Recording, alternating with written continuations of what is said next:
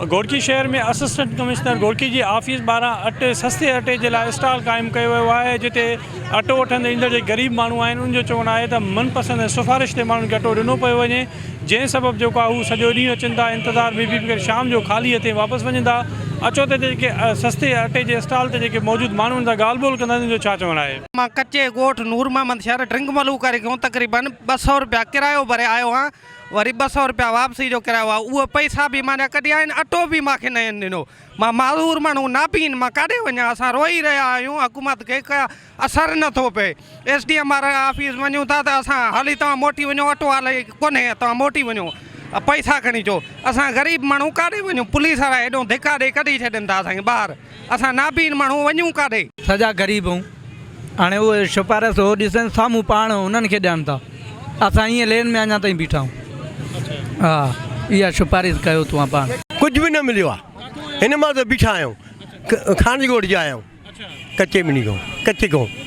सरदार खान घोटे घोटे घोड़ो अचे तो सिफारिश वतियूं हलियो तो वञे असां लाइन में बीठा आहियूं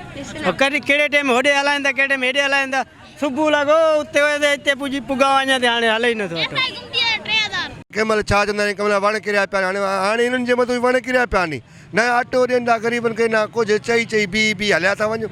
हर को पंहिंजे हिसाब सां यारी दोस्ती में ॿ कटा टे कटा हलनि था पिया असां ग़रीब बी उते बीठा वेंदा आहियूं वरी राष्ट्रीय कार्ड जो फोटो कापी ॾियो हुनजो ॾियो सभु शइ ॾींदा बीठा वरी बि ॾिस बोरान कयूं बीठा नी ॾियण वारो कोई कोन्हे ऑफिसर हिते को ॾे सही न असां ईअं ख़ाली हलिया वेंदा। कोरोना खे ख़त्म करण इन वज़ीर आज़म नालायक ख़त्म थिए तो अवाम सॼी सकून में ईंदी ना इनका अटो ख़त्म पूरो थिए तो ना इनको खंड पूरे थिए थी ना इनको कोरोना ख़त्म थिए थी अवाम घुरेसि थी अटो थो अचे तो मां इनारो न अवाम कहिड़ी इनारो इनको घुरे थी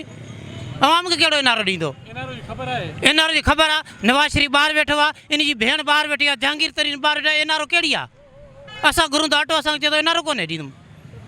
इनका बेहतर नालायक हुकूमत के घर वञणु घुरिजे अटे जो बोरान भी ख़त्म थी वेंदो। जी सस्ते अटे जे स्टॉल ते मौजूद जेके माण्हू आहे उनजो ॻाल्हि ॿोल ॿुधण जो चवणु आहे त उहो सुबुह खां अचनि था पर हिते सिफारिशी कल्चर हले पियो जेके माण्हू अचनि था सिफारिश वारा उन्हनि खे ॿ टे कटा ॾिना पिया आहिनि पर हू लाइन में बीहनि पिया लाइन में जॾहिं उनजो हुते स्टॉल ते पहुचंदे जो वारो नंबर अचे थो पियो त उन खां पोइ अटो ख़त्म थी वञे थो उनजो इहो चवणो हो त गुज़िरियल केतिरनि ॾींहंनि खां चकर काटे रहिया आहिनि पर हिन खे अटो न मिली रहियो आहे। इन वार सां हुननि असिस्टेंट कमिश्नर ऐं ॿिए इंतिज़ामिया खे मुतालबो कयो आहे त फौरी तौर ते इन मामले जो नोटिस वठी करे मुस्तहिक माण्हुनि खे अटो ॾिनो वञे। कैमरामैन अब्दुल कादिर मगी सां गॾु माजिद अली संगड़ टाइम न्यूज़ घोड़की।